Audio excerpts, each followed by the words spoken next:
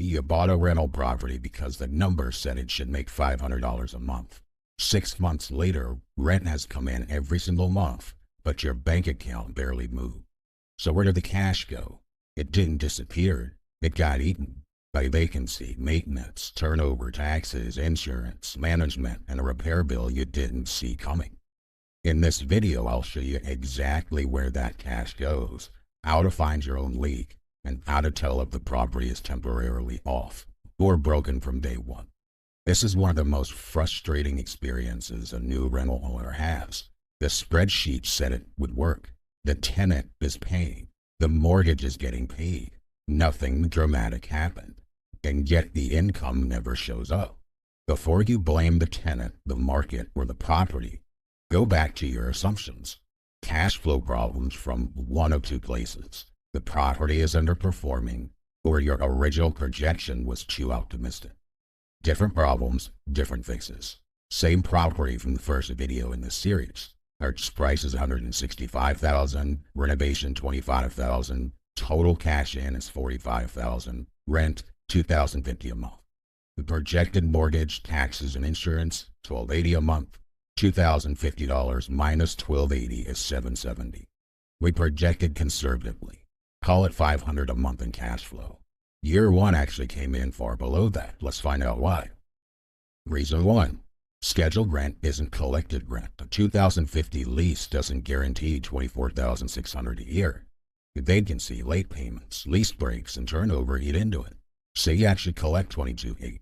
That's $1,800 gone, or $150 a month, a third of your projected cash flow before anything else happens.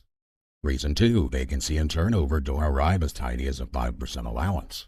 They hit all at once. One tenant leaves, the unit sits empty 35 days, and you're not out 5% for the month.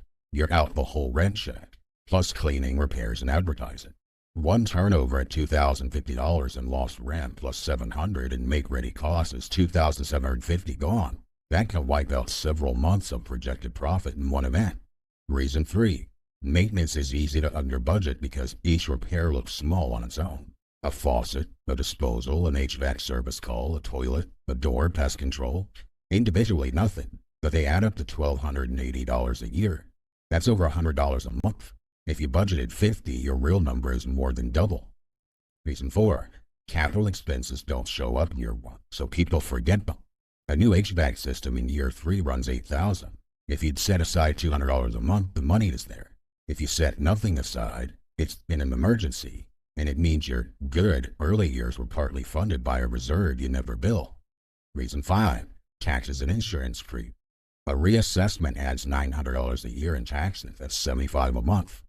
An insurance renewal jumps from $1,500 to $2,400, another $75 a month. Combined, that's $150 a month gone, and nothing about the tenant or the property changed. Reason six, financing often costs more than the plan assumed. Rate moved before closing, fees were higher, terms shifted. If your $1,280 projected payment becomes $1,395 actual, that's $115 a month. $1,380 a year, quietly gone. Reason seven, management gets left out of the math. Self-managing feels free, but it's really 8% of the collected rent you're earning through your own labor instead of collecting as profit. On $22,800 in rent, that's $1,824 a year unaccounted for. Fine to self-manage, just don't confuse your labor with the property's return. Reason eight, the rent number itself might be wrong. Maybe the market only supports $1,850, not $2,050. $2,400 a year gone before you touch expenses. Some properties are also just expensive to run, older systems, big yards, HOA dues, septic, well water. High rent doesn't guarantee strong cash flow. The gap between income and expenses is what matters. Cash flow doesn't disappear evenly, it disappears in chunks. 4 strong months can get erased by one repair. Judge the property over a year, not the month. If you want help spotting where simplified rental examples hide this, grab the free seminar survival guide link in the description below. If someone shows you rental cash flow with zero allowance for a future roof or HVAC replacement, ask what happens when it needs replacing. If the answer is we deal with it when it happens, the number you're looking at is overstated. The property isn't more profitable just because a big bill hasn't landed yet. Projected $24,600 in rent, roughly $6,000 a year in cash flow.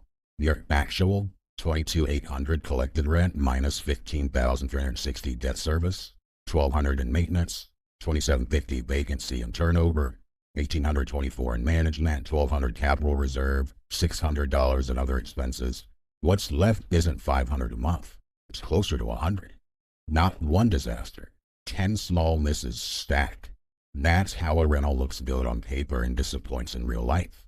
Rent comes in a little low. Insurance runs a little high. Maintenance is a little more.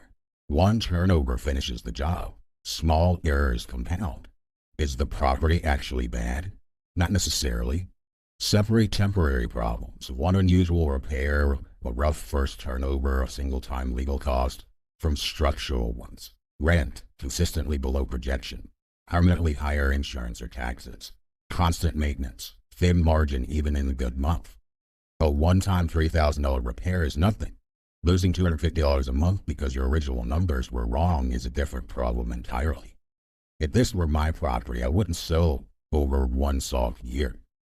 I find exactly which assumption missed, then ask if it's likely to repeat. A one-off vacancy might not happen again. A 50% insurance jump probably will. Rent overestimated by $250 a month means I update my long-term number permanently. Once you have a year of real data, the old spreadsheet stops being the source of truth. Put projected and actual side by side. Rent projected $24,600, your actual $22,800, down $1,800. Maintenance projected at $1,000, actual $1,200, down $200. Vacancy projected at $1,025, actual impact $2,750, down $1,725. Insurance projected at $1,500, actual $2,300, down $800. Now you're not saying this doesn't cash flow, you know exactly why. You can't lower your tax bill, but you can tighten screening, shorten vacancy time, stay ahead of maintenance instead of reacting to it, shop insurance, renegotiate vendors, and build a real reserve. Don't cut maintenance to prop up this month's number. Deferred maintenance always costs more later. Don't blame one repair when the real issue is the margin that always was too thin. Don't raise rent without checking the market. It just creates vacancy. Don't treat self-management as free. Don't use future appreciation to excuse negative cash flow today. And don't keep trusting the original spreadsheet once real numbers exist to replace it. If your rental isn't cash flowing the way you expected, check actual rent collected, vacancy, maintenance, capital expenses, taxes, insurance, financing, management, and turnover against what you originally projected. Find the gap. Then decide, temporary or structural. That answer tells you what to do next. Before you call the property a failure, ask where the cash actually went and whether it's likely to go there again next year. That second question matters more than any single bad month. Most rental owners panic when something breaks because they don't have cash set aside for it. A vacant month becomes a crisis instead of a normal cost of doing business.